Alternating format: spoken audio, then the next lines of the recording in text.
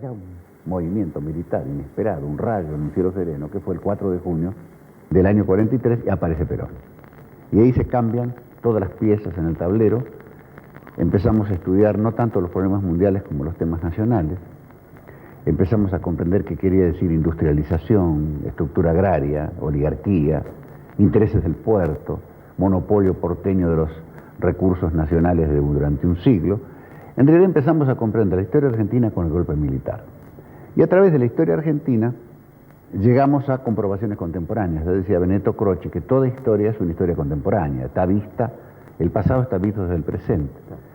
Y en ese sentido, el historiador, y nosotros nos hicimos historiadores porque no podíamos hacer política, comprendimos de que el movimiento que encabezaba ese joven coronel y esa bella actriz encarnaba una ruptura esencial, profunda de la historia argentina.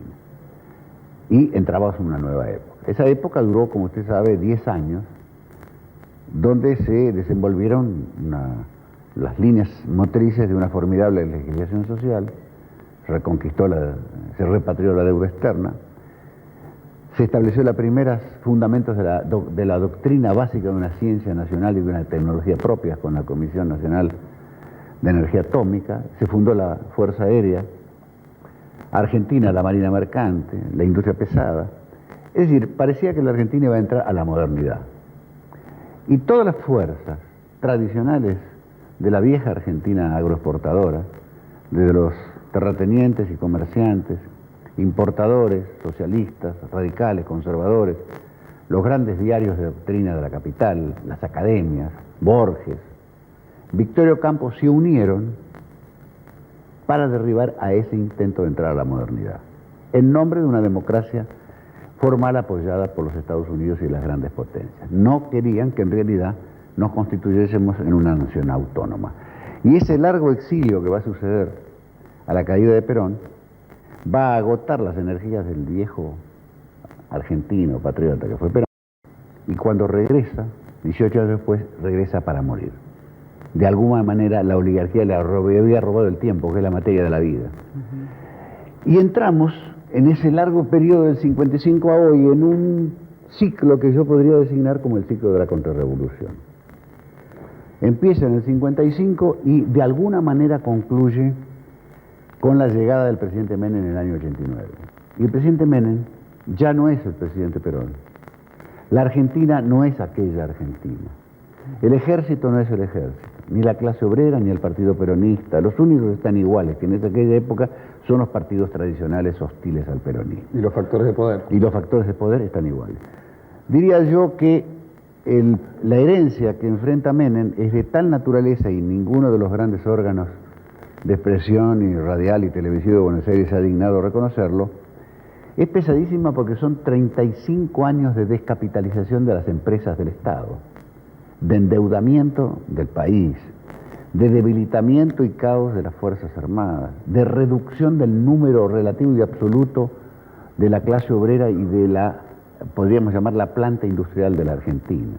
Al mismo tiempo que se recomponen en sus bases las grandes potencias que estaban muy debilitadas cuando subió Perón al concluir la Segunda Guerra Mundial. Abelardo Ramos, ¿se murieron las ideologías? No, eso es probablemente lo puede sostener personas que tienen una ideología y que no desean que los demás tengan una propia. La ideología es un conjunto de ideas. ¿Qué ser no tiene ideas para vivir y enfrentar al mundo, a su destino y al destino colectivo? No, lo que ha ocurrido es que un conjunto de ideas y de concepciones heredadas del siglo XIX están sometidas al implacable juicio de la historia. Una de ellas es el marxismo visto desde el campo de la policía estalinista de la Unión Soviética, que ha entrado en un colapso categórico. Y otro lado es aquellas democracias nacidas en Europa y en Estados Unidos que solamente sirven para sus propios habitantes, pero los restantes miembros del tercero o segundo mundo no nos sirven. En un ratito nada más vamos a seguir dialogando con Abelardo Ramos para ubicarnos geopolíticamente en esta Argentina de hoy y en este mundo que hoy nos toca vivir. Enseguida volvemos, puntualmente. Que más allá de que usted me diga, no coincide ideológica, no, esto nos sirve a todos para aprender realmente y mucho sobre cómo se mueven las fuerzas políticas en el mundo y qué incidencia tienen en Argentina. Recién hacíamos un rápido planeo sobre la historia argentina, rapidísimo por cierto, desde que Abelardo Ramos empezó a incursionar en la política y repasábamos juntos la evolución interna que sufrió el país a partir de lo que Abelardo Ramos llama la contrarrevolución hasta la llegada de Carlos Menem al poder. Y claro, la pregunta es obvia, Abelardo Ramos, ¿cómo nos ubica Argentina? ¿Cómo está ubicada hoy Argentina en el contexto internacional? Es decir, los cambios geopolíticos se han producido en los últimos tiempos. ¿Cómo inciden en la vida argentina de hoy? Bueno, desde que se constituyó el mercado común europeo, o sea, una especie de pan-Europa que los grandes países imperiales de Europa resolvieron crear para hacer frente a la competencia de los Estados Unidos y del Japón y mantener su nivel de vida, desde ese momento la Argentina quedó excluida de las líneas estratégicas de que podríamos llamar el comercio del Atlántico, que fue nuestra dependencia o relación con Inglaterra y Europa. Europa produce lo mismo que compraba la Argentina. Produce carne, no de muy buena calidad, pero cara, y produce granos de mucha menos calidad que los nuestros y además caros, pero se las arregla para pagar algo caro que podría comprar barato en la Argentina y ha construido en Europa una fortaleza proteccionista que se abastece de algún modo a sí misma y ha suprimido básicamente sus relaciones con el Río de la Plata. Eso ocurre desde el año 60 en adelante. Entonces la Argentina quedó en alta mar y sin rumbo.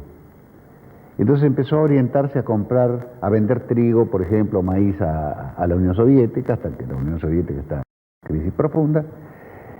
Y la relación con Estados Unidos desde el punto de vista comercial, desde los orígenes de la Revolución de Mayo, nunca se pudo establecer ni consolidar desde el punto de vista económico, porque nuestras economías y la de Estados Unidos son competitivas, mientras que durante un siglo las nuestras de Río de la Plata e Inglaterra eran complementarias. Ahora han dejado de ser complementarias porque Inglaterra produce lo mismo que nosotros. Entonces, ¿en qué lugar se sitúa la Argentina? La Argentina tiene un lugar que implica el retorno a San Martín. No a San Martín de los dibujos de Fortuny en los libros viejos de Grosso, de historia, de Lebene, sino un San Martín vivo que vuelve a montar a caballo y dice que la lucha se da en el campo del Pacífico y de América Latina. La concepción latinoamericanista de San Martín y Bolívar. Claro. Es claro, de Bolívar, de San Martín, de Artigas. Es decir, nosotros retornamos al lugar de donde nacimos.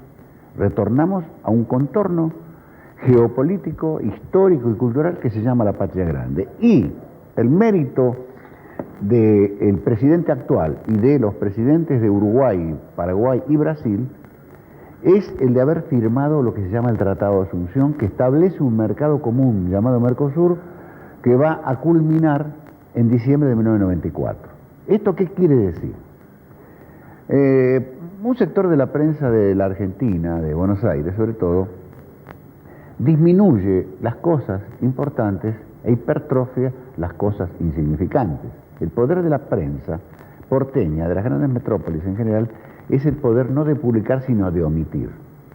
En consecuencia, el Mercosur aparece como si fuera un convenio, uno entre tantos, donde los empresarios y los funcionarios discuten los aranceles, cuando en realidad ese convenio, ese mercado, significa ya la constitución de un universo humano de 200 millones de habitantes, que van a abolir las fronteras, donde desde el arranque tenemos el 51% del Producto Bruto de toda América Latina, en un agrupamiento de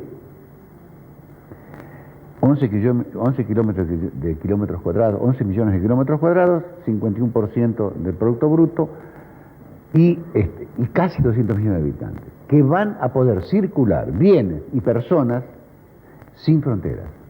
Vale decir, vamos a hacer lo que está haciendo Europa por otras razones históricas, y nosotros requerimos hacerlas imperiosamente para salir del ambiente sofocado de nuestros nacionalismos parroquiales, que son el resultado de la balcanización o fragmentación impuesta en los tiempos de Bolívar y San Martín por las grandes potencias extracontinentales que dividieron la gran heredad de España en 20 repúblicas, y cada una de ellas es impotente para resolver todos los problemas.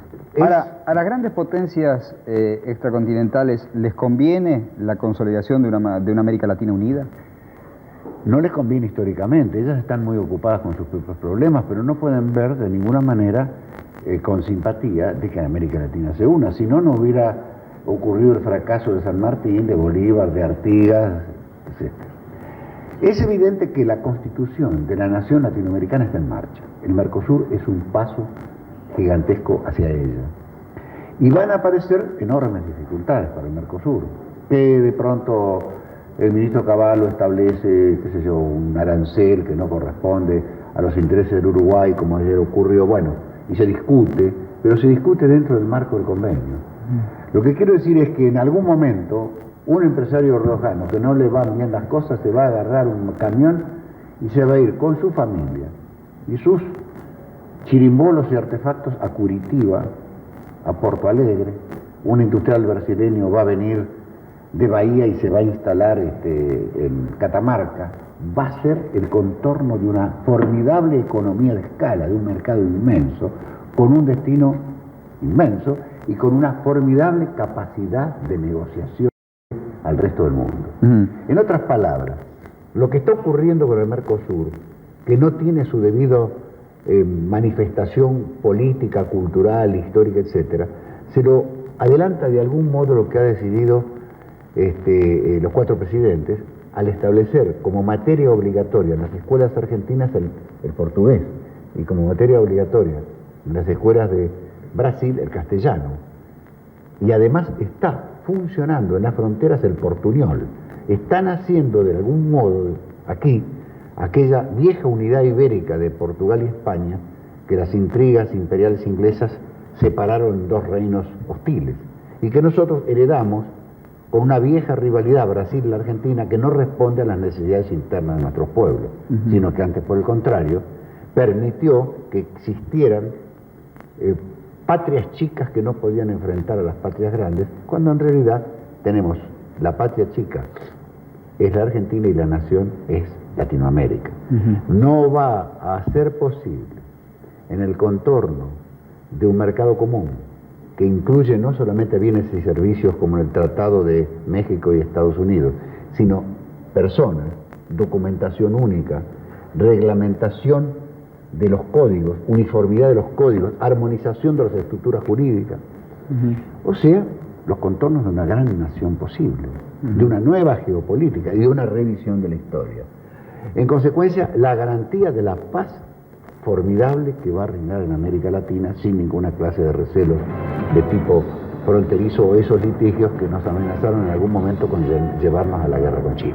Eso se va a acabar con la unidad latinoamericana. En un ratito nada más le voy a pedir que hablemos un poquito de esa, para mí, utópico orden, el nuevo orden mundial de la mano de una potencia hegemónica. ¿Lo podemos hablar un ratito? Puntualmente con Abelardo Ramos, y recién ubicábamos a Argentina en el contexto geopolítico actual. Hablábamos del Mercosur, de las posibilidades potenciales del Mercosur. Y ahora vamos a hablar un poco, le decíamos recién en el cierre del bloque anterior, un poco de la política interna. Vamos a referirnos un poco específicamente a cómo está trabajando la política interna del país. Abelardo Ramos, esos factores de poder que decíamos que habían propiciado la contrarrevolución después de la caída de Perón, siguen trabajando en la actualidad, ¿no? Sí. Y mucho. Claro. ¿Cómo no? Y mucho. Yo leía libros suyos inclusive, libros de Perón, donde de alguna forma se identificaban esos sectores de lo antinacional, que propugnaban justamente esa contrarrevolución a la que usted hacía referencia. A mí, personalmente, me llama la atención ver algunos de esos factores de poder de pronto enquistados en la estructura de poder actual. ¿Por qué se produce eso? Bueno, ante todo quería decirle, completando un pensamiento que esbocé al principio, de las diferencias de la Argentina cuando llega Perón al poder y la Argentina cuando llega el doctor Menem. Cuando Perón llega al poder en el año 46, ya había llegado de algún modo al poder en el 43 con el grupo de coroneles, donde había sido vicepresidente, la Argentina era acreedora de Gran Bretaña. Hoy es deudora de todo el mundo financiero internacional. Al terminar la guerra y ser ya Perón presidente constitucional, se hacen las cuentas y Gran Bretaña adeudaba a la Argentina 2.050 millones de dólares. Al valor del dólar de esa época y del actual, hay que multiplicar por 20 o 25 veces, porque el dólar fue devaluándose a lo largo de 40 o 50 años. De modo que la Argentina era acreedora de Inglaterra por valor de unos 40 o 45 mil millones de dólares. en realidad, salvo intereses punitorios, la deuda externa que hoy tenemos con el mundo imperialista. De modo que la posición de Perón era muy fuerte. No solamente era acreedor de la gran potencia que había sido hasta ese momento el ángel o el demonio tutelar de la Argentina semicolonial, sino que además era el jefe de un ejército unido que lo reconocía como tal. Contaba con una clase trabajadora industrial recientemente incorporada a la producción, de la cual era un caudillo civil. Sus adversarios internos estaban no solamente con una derrota política, con una derrota histórica. Contaba con la colaboración de Eva Duarte de Perón, que fue, por así decir, la encarnación de la voluntad de ingreso de las mujeres a la vida política y social. Es decir, tenía un poder inmenso, poder moral, espiritual, material, llegó a decirse en aquel momento, demostrando así que Perón no era ajeno a una vieja jactancia argentina, de que él tropezaba con sacos de oro que obstaculizaban el camino en los pasillos del Banco Central. Y en el año 1949-50, Evita mandó un barco argentino lleno de juguetes para los niños pobres de Nueva York. Lo que estaba indicando la sensación de abundancia que reinaba en la Argentina. Entonces la justicia social, independencia económica y los grandes lineamientos del programa de Perón se justificaban porque la Argentina era rica. La justicia social brotaba naturalmente de la voluntad política de Perón, pero también del hecho de que la Argentina había salido rica de la guerra, a la que por patriotismo del ejército no había querido participar, manteniéndonos nosotros neutral, ahorrando vidas de argentinos, mientras que los partidos llamados democráticos de izquierda queríamos que mi generación fuera a morir a los campos y a las trincheras de Normandía en una guerra ajena, que son los mismos partidos que se opusieron a la guerra de Malvinas, porque los partidos políticos argentinos tradicionales son partidarios de mandar a los jóvenes nuestros a la guerra por las causas de otros, pero cuando se trata de una propia causa son pacifistas. Bueno, si usted observa el desarrollo de la política de Perón, del 43, 44 en adelante, es una política lineal, es una política de una gran claridad. Instalación de fábricas, créditos baratos, ley de alquileres que permite a muchos, congelar los alquileres en las ciudades permite a mucha gente que era inquilino hacerse dueño de su departamentito, ley de arrendamientos en el campo que permite congelar los arrendamientos, embromar a los terratenientes y que muchos chacareros se hagan propietarios de su campo, nacionalización de los elevadores, creación de gas del Estado. Todas esas medidas eran el resultado no solamente de la penetración y la resolución intelectual de Perón, sino también que el país tenía con qué. Si usted observa, a partir del momento en que el doctor Menem se hace cargo del gobierno, que desarrolla una línea no lineal sino errática, con contradicciones y con dificultades, con toda clase de obstáculos, usted se da cuenta que no es que el doctor Menem ignore qué es lo que hay que hacer en pro de la justicia social, es que no tiene con qué. Porque el resultado final de la contrarrevolución democrática, liberal, izquierdista, que arroja fuera del poder en el 55 a Perón, son los 35 años que yo llamo de contrarrevolución, de gobiernos civiles o militares hostiles al peronismo, que descapitalizan a la nación, que dejan quebradas a todas las empresas estatizadas por Perón, que entablan en distintos instantes una negociación con la deuda externa que nos lleva a estar esclavizados por la banca internacional. Y todavía en ese momento no estamos esclavizados por la banca internacional. Claro, estamos esclavizados por la banca internacional y ese regalito persa se lo entregan a Menem hace 3 años. Entonces, habría que juzgar esto que estoy diciendo a la luz de los acontecimientos reales que rodean la llegada del poder autónomo Menem para saber con prudencia y discreción juzgar sus actos políticos.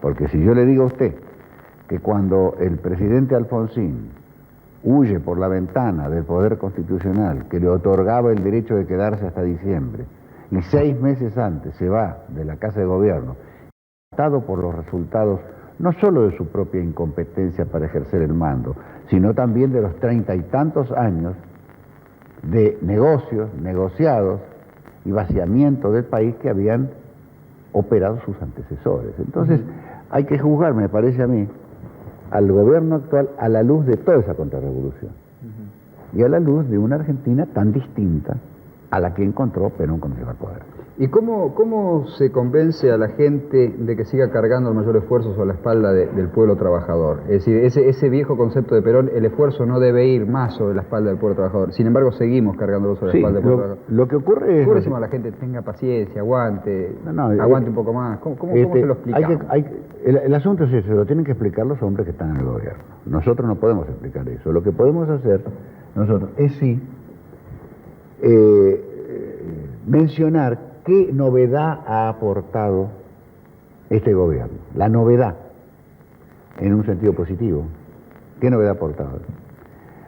La novedad consiste en que ni siquiera en la época del general Perón, donde el Estado tenía una gran autoridad, se pudo realizar esta especie de sistema de fiscalista e impositivo que encabezó Cavallo.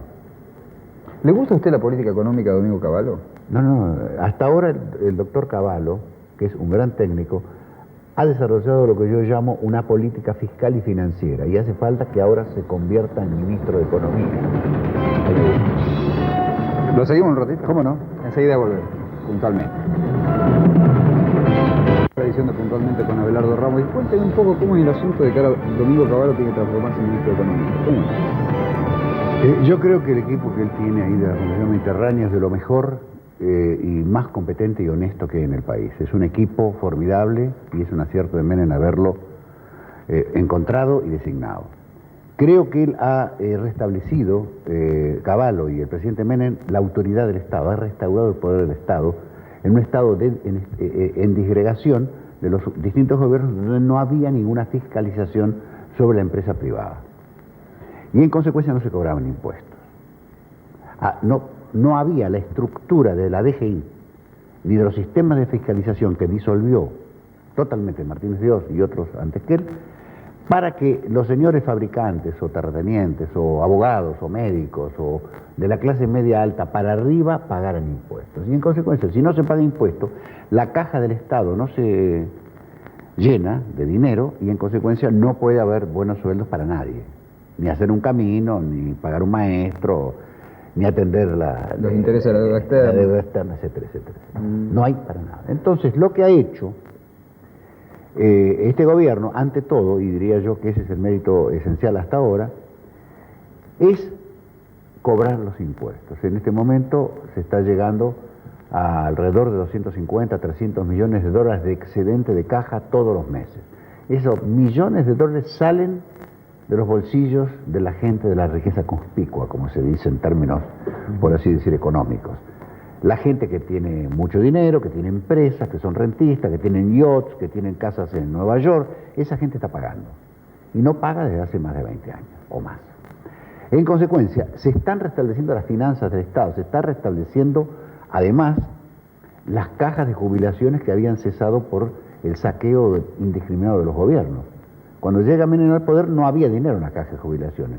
Tuvo que arbitrar recursos de otras fuentes para reconstruir el capital que se había volatilizado y que había sido el resultado de 30 años o 20 años de aportes de la gente que hoy está jubilada. Entonces, en realidad, los jubilados no saben, y al parecer el ministro no se lo ha dicho, de que después que se fue Alfonsín huyendo de la Casa de Gobierno, en julio del 89, no había para pagar al mes siguiente, porque no existía la plata de las casas. Y además, los numerosos empresarios no hacían los reportes previsionales, se guardaban el aporte que debían haber dado a las cajas ellos y además para sí el aporte de los obreros empleados. Ahora existe un sistema del Ministerio de Trabajo y del Ministerio de Economía por el cual se están cruzando información de computación y nadie, ningún empresario, va a dejar de enriquecer las cajas y además de enriquecer el tesoro del Estado.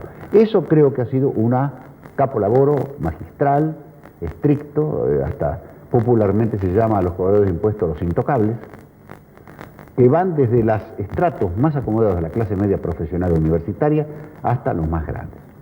Pero eso no es suficiente. Desde mi punto de vista, él ha sido el más notable ministro de Finanzas que ha conocido la historia económica del país.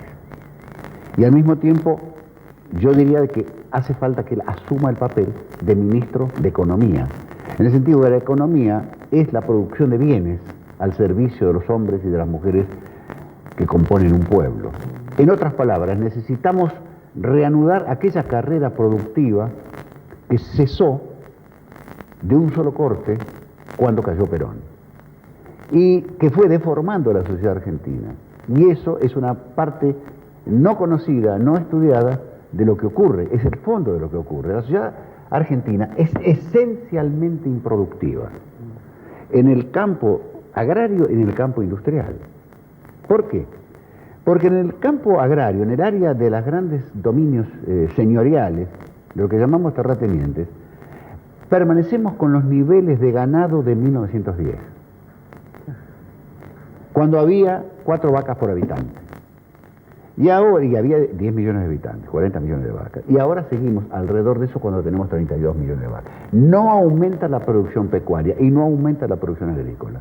Hay una tendencia de corte rentístico, conservador, arcaico, fosilizado de la estructura agraria argentina, que sacan los tractores a la calle y las camionetas a la calle para hacer una huelga al gobierno, lo que está demostrando que alguien que tiene un tractor está mucho mejor que un campesino de Bolivia, de Perú, de México, de Nicaragua, que no tiene tractor. Claro, a mí lo que me preocupa, y seguramente usted también lo debe preocupar y ocupar, es que de pronto parece como que la línea técnica que lleva adelante Domingo Cavallo es muy inflexible en el sentido, bueno, 2 más 2 es 4 y no pretendan que dé 5, es así. Pero me da la impresión también que cuando no alcanza se echa mano al interior, se echa mano a las provincias, se echa mano... Es decir, me da la impresión que se está asfixiando un país en función de que la cuenta siga 2 más 2, 4 y nunca llegue a dar 5. Es decir, eso me preocupa. Yo no puedo en una serie de aspectos darle muchos elementos de juicio porque yo he estado 2 años y medio afuera en México, como usted sabe, Sí, sí. Y ahora estoy impregnándome de las últimas. Yo le doy una especie de enunciación, Claro. yo le diría más sociológica que política. Correcto. Yo veo la tendencia general, es poner al país en caja, pero creo que hace falta urgentemente impulsar la industria de la construcción, que es una gran absorbedora de desempleo, y hace falta impulsar el desenvolvimiento económico productivo de todo el interior de la Argentina. Y creo que el gobierno tiene una clara conciencia de que ha llegado el momento de empezar a hacer economía, o sea, producción. De otro modo, nosotros no podríamos salir del paso y al mismo tiempo estaríamos en déficit respecto al amplio campo del Mercosur, que es, en mi opinión, la única salida, porque la inviabilidad de las repúblicas insulares, es decir, de la Argentina, de Uruguay, de Paraguay, de Chile, etcétera, está de tal manera esclarecida por la historia que no tenemos necesidad de muchos argumentos. Los argumentos que tenemos son los argumentos que España nos dejó un inmenso continente y luego fue dividido en 20 pedazos. Y eso opera en función de una gran economía de escala. Creo que hay un enorme mercado a conquistar, no va a haber ningún límite para ese mercado. Creo que tenemos que readquirir una conciencia nacionalismo latinoamericano, no de nacionalismo argentino, sino de patriotismo común, y comprender que los problemas y las dificultades propias de estas pequeñas repúblicas coloniales, que fueron las nuestras, salvo instantes de soberanía circunstancial como fueron las de Perón o la de Irigoyen, no pueden resolverse sino en el marco de la unión. Abelardo Ramos, ¿usted cree que se podrá lograr el patriotismo latinoamericano, como usted lo denomina, sin antes poder volver a nuestras raíces y poder lograr nuestra propia identidad nacional sólida? No, las raíces nuestras no son argentinas. San Martín en ninguna parte de su correspondencia y documento se llama argentino, se llama siempre americano. Y en consecuencia nuestras raíces son América Latina. Es el mundo hispánico y lusitano que fue el que heredamos de España. Usted sabe perfectamente, por ser un periodista ilustrado, como me gustaría que hubiera muchos, que lee libros, que la República Oriental de Uruguay era una provincia de las provincias del Río de la Plata, la banda oriental. Y Lord Ponsonby, el enviado del ministro Canning de Inglaterra en el Río de la Plata, inventó lo que se llamó en aquella época un estado tapón, una Gibraltar sudamericana, que era una de las provincias del Río de la Plata llamada Banda Oriental, y la transformó en República Oriental de Uruguay para que no fuese ni de las provincias unidas del Río de la Plata ni del Imperio del Brasil. Era el Estado tapón. E hizo una plataforma inglesa de nuestra hermana provincia. Lo mismo ocurrió con las provincias del Alto Perú, hoy Bolivia. Fueron el resultado de que el Congreso Rivadavia de Buenos Aires, todos de hombres blancos o blancoides, que no querían tener nada que ver con las provincias del interior, y menos allí donde hubiera indios, querían quedarse solamente con el puerto, la aduana y la pradera, y en consecuencia le dieron permiso a los mineros y vampiros de indios del Alto Perú para que se constituyeran en república, y así nació, con la ayuda de la burguesía porteña pro-inglesa, otra república, y así sucesivamente. Panamá era una provincia del norte de Colombia. Para hacer el canal, los norteamericanos desprendieron una provincia de Colombia y fundaron una república. Usted sabe que recién usted decía Uruguay Estado tapón, y yo me imaginaba Malvinas Estado tapón. ¿Lo hablamos en un ratito? Sí, cómo no. Enseguida volvemos, puntualmente. Final de esta edición de hoy de Puntualmente, dialogando con Abelardo Ramos, y recién Abelardo Ramos hacía un raconto de los acontecimientos que llevaron a esa atomización de América Latina que nos llevó a estar como hoy estamos, ¿no? Y cuando describía la situación de Uruguay como Estado tapón, creado justamente para taponar al Río de la Plata, yo pensaba en la época actual, ¿no? Malvinas, algún día Estado tapón. ¿Le gusta cómo están llevando adelante desde Cancillería las negociaciones por el tema Malvinas? Mira, a mí no me gusta, pero bueno, el que lleva las negociaciones es el canciller y el presidente.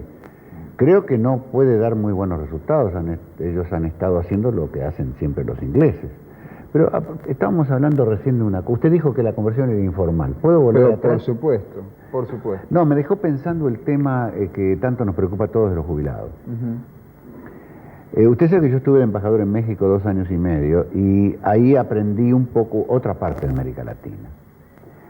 Y los argentinos, que han sido absolutamente privilegiados en relación al resto de América Latina, las vinculaciones primero con Europa y los años solares y dorados de la época de Perón, yo no olvidar a varias generaciones de argentinos que nosotros pertenecemos a América Latina, en lo que América Latina tiene de más dramático y profundo, que es el atraso, la miseria, el analfabetismo, los bajos niveles de escolaridad, y de pronto la crisis, la contrarrevolución, hace girar, ayudados por la conformación del mercado común europeo que nos abandona, hace girar a la situación geopolítica de la Argentina hacia América Latina. Y nosotros empezamos a darnos cuenta que América Latina ha estado mucho peor que nosotros. Y le quería hacer una referencia respecto a México. En México hay 83 millones de habitantes, tiene un alto crecimiento demográfico, 83 millones de habitantes. De esos habitantes hay 1.200.000 jubilados. Sobre 83 millones hay 1.200.000 jubilados. El promedio del jubilado en México, lo que cobra un jubilado en México, el promedio es de $70 por mes. La Argentina tiene 32 millones de habitantes. Tiene 3.600.000 jubilados. Y su promedio es de 150 o $200. Yo quiero señalar esto porque a pesar de lo que para nosotros significa una verdadera miseria, el nivel de las jubilaciones, la Argentina todavía continúa en el gran drama latinoamericano teniendo niveles mejores. Pero muchos sectores de las clases medias argentinas que vivieron otras horas del país tienen que aceptar la crueldad de la historia, y es de que nosotros tenemos sectores improductivos en el orden de la burocracia de la administración central, de las administraciones provinciales, de las municipalidades, de los sectores del comercio privado. Digo improductivos en el sentido que no producen cosas, que son no hay producción de sectores bienes, servicios, no hay producción de bienes bienes. genuinos. Hacen servicios, algunas veces malos servicios. Y que la cantidad de personas que producen algo, desde desde 100 kilos de maíz hasta un plato, es un número extraordinariamente reducido sobre los 32 millones. Entonces fíjese usted hasta qué punto La Argentina es una sociedad contrahecha, una sociedad de servicios, de burocracia, de intermediación, que va desde el sector más modesto de la intermediación, como puede ser un empleado humilde de una empresa privada o un empleado de la administración provincial o nacional, hasta la bolsa de comercio, como decía Perón, no hacen más que cambiar papeles, no producen nada, o la Cámara Argentina de Comercio, o los importadores, los hombres que están en el sector bancario monstruosamente hipertrofiado, y hace que la Argentina, si usted la mira desde ese ángulo, sea un país que no tiene salida si no produce. Por eso yo decía, debemos entrar ahora a la economía, a producir, a crear fábricas, industrias, desarrollar la ciencia y la tecnología que, dicho sea entre paréntesis, inventó en este país Perón, con la Comisión de Energía Atómica hace 50 años. ¿Le gusta cómo se hicieron las privatizaciones? No, son muy discutibles algunas de ellas, en particular Aerolíneas y la Telefónica. Otras... ¿Y los medios de comunicación? Los medios de comunicación, bueno, yo he avanzado ya a juicios bastante críticos. Yo era partidario de que los medios de comunicación heredados por este gobierno, que eran 10 radios de Buenos Aires y los canales de Buenos Aires, quedaran en manos del Poder Ejecutivo, como había ocurrido con los demás, porque yo sostenía, y así se lo dije al señor presidente, todas las cosas buenas que él hiciera iban a tener la hostilidad de todo el sistema de medios de comunicación y necesitaba algo. El criterio del doctor Menem fue distinto, entregó a la empresa privada medios que ahora le son hostiles. Creo que uno de los grandes problemas argentinos es que no hay una prensa nacional, no hay una radio nacional y no hay una televisión nacional. Nacional en el sentido de la defensa lúcida del interés nacional. ¿Cómo ve el rol de las Fuerzas Armadas hoy por hoy, Abelardo Ramos? Bueno, las Fuerzas Armadas han sufrido las mismas consecuencias que en toda América Latina. Han padecido errores y sus errores han hecho padecer a mucha gente. Y salvo raros instantes, que son los instantes en que el ejército se pone al servicio de la causa de la patria, como en la época de Perón y en el momento de la Guerra de Malvinas, todo el resto de la historia contemporánea del ejército ha sido una instrumentación de la Fuerza Armada por parte de la oligarquía, cuyo símbolo es Martínez de Oz. Sobre eso no creo que hay mucha disputa. Creo que el ejército tendrá que acudir a sus fuentes originales, es decir, a San Martín, a Perón, a Savio, a Baldrich, a Roca. Un ejército nacional. Un ejército nacional. Y en ese sentido, una vinculación estrecha de las Fuerzas Armadas con el pueblo se impone como necesaria y deseable. ¿Cómo, volviendo un poco al tema que estamos hablando hoy, cómo vive usted cuando lee en el diario de hoy, por ejemplo, que ayer Guido Itela almorzó en Londres con 4 kelpers, en esas conversaciones informales que suele tener nuestro benemérito canciller, cuando habla de las relaciones carnales con Estados Unidos? ¿Cómo lo vive usted como un hombre que yo no sé, yo no puedo opinar sobre sexualidad y el canciller, porque son cosas que él tendría que aclarar. Gustos son gustos, dijo una vieja. No, yo no puedo, usted comprenderá que en mi condición actual de embajador yo no puedo opinar sobre ese tema de sexualidad. Pero no le gusta nada, ¿no? Bueno, he dicho ya mi opinión. El tema de Estados Unidos y Guido Itela, no le gusta nada. Lo que ocurre es esto, que la dificultad que yo ya apunté desde el punto de vista de la historia económica es que la compatibilidad de la Argentina y los países de pan llevar, digamos, Uruguay y la Argentina, países que producen y exportan trigo, lana y carne, con Estados Unidos, han sido históricas.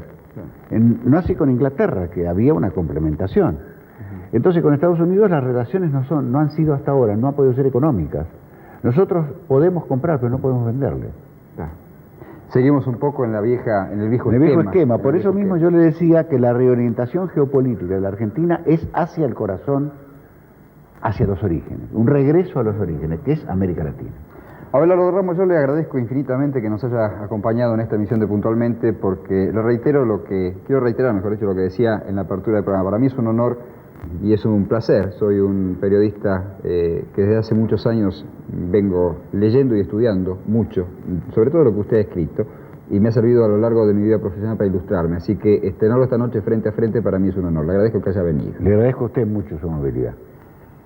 Ha sido una noche muy especial porque más allá de que de pronto podamos compartir o no los conceptos lineales que ha expresado esta noche aquí Abelardo Ramos, No cabe ninguna duda de que nadie de los que haya visto este programa puede decir no aprendimos algo. En lo personal aprendí mucho. Sobre todo aprendí que tenemos un país por el cual vivir, tenemos un futuro por el cual luchar y tenemos una patria grande, Latinoamérica, la América Morena, la América de San Martín y de Bolívar. De más está decir que es un tema para analizar, largo y tendido, con el estilo que ya aprendimos a compartir, puntualmente. Hasta el martes que viene.